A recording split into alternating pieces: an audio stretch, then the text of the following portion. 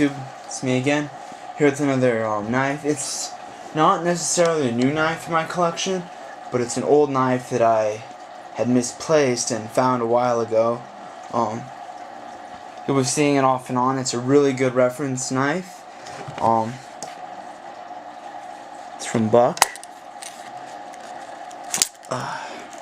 It's the Buck 110. Made in the USA. Buck is a very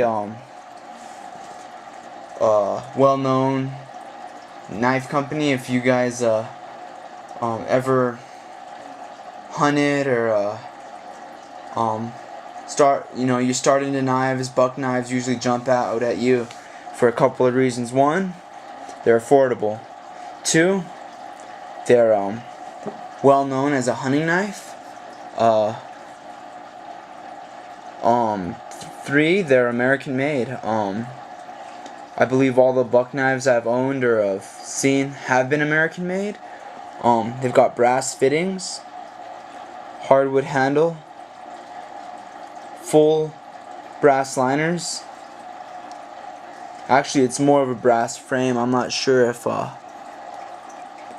yeah, I'm believing this is a seamless brass frame, or maybe it's a brass liners with brass bolsters, but it's all of it is brass.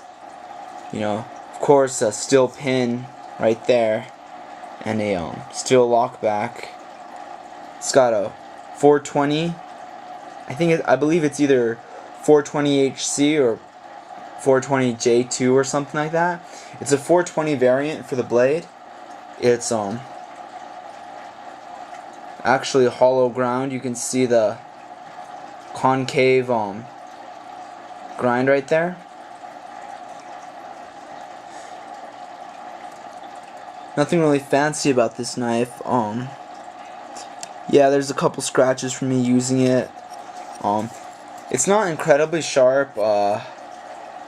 I have touched it up. Sorry about that. I forgot to grab paper for the little cutting test.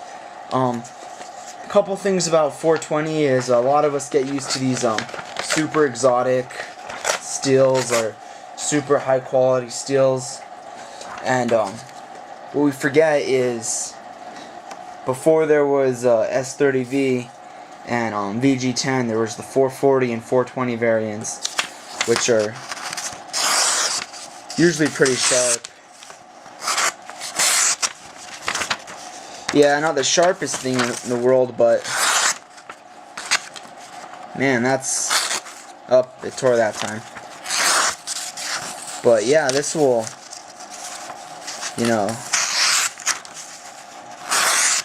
this will serve the purpose.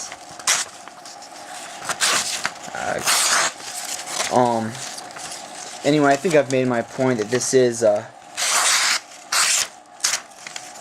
tore at the end, but that cuts almost double the length of the blade, so okay, it's starting to tear now. I think there might be a nick or something, or maybe a dull spot, but you can see right here it is cutting paper.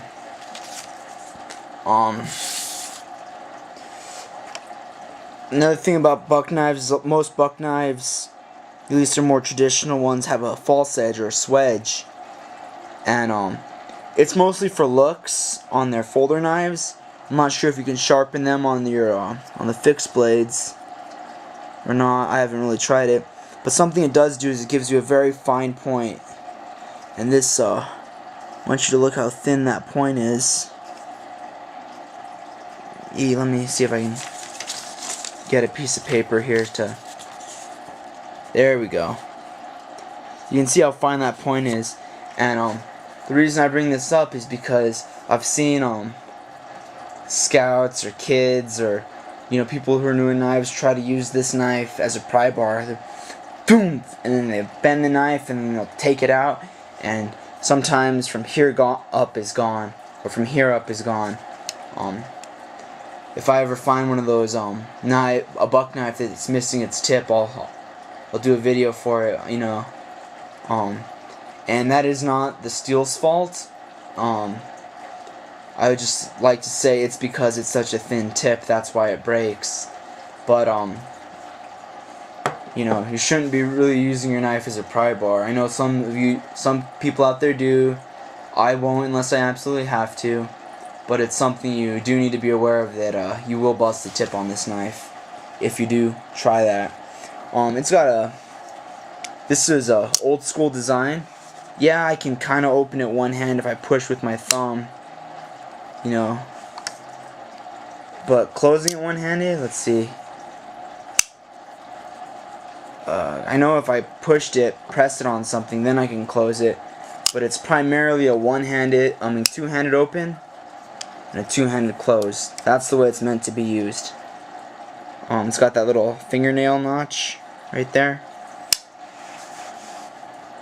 But yeah, carrying. These are interesting to carry, I guess. I'll make it quick, but you put this in your pocket, and it's like carrying a block. You know, it's blocky. It's fairly thick. It's heavy. It fumbles around in your pocket. A lot of people like to carry them on these leather belt sheaths or something like it, because it's a cumbersome knife to carry in your pocket. I think that's all. Like I said, it's a simple, well-known knife, and it's a great first choice. You know, a great gift if you know someone who's just getting into knives. You know, they hold their value. It's you know, overall, I think it's a really good knife. Like I said earlier, don't feel that the steel is inferior.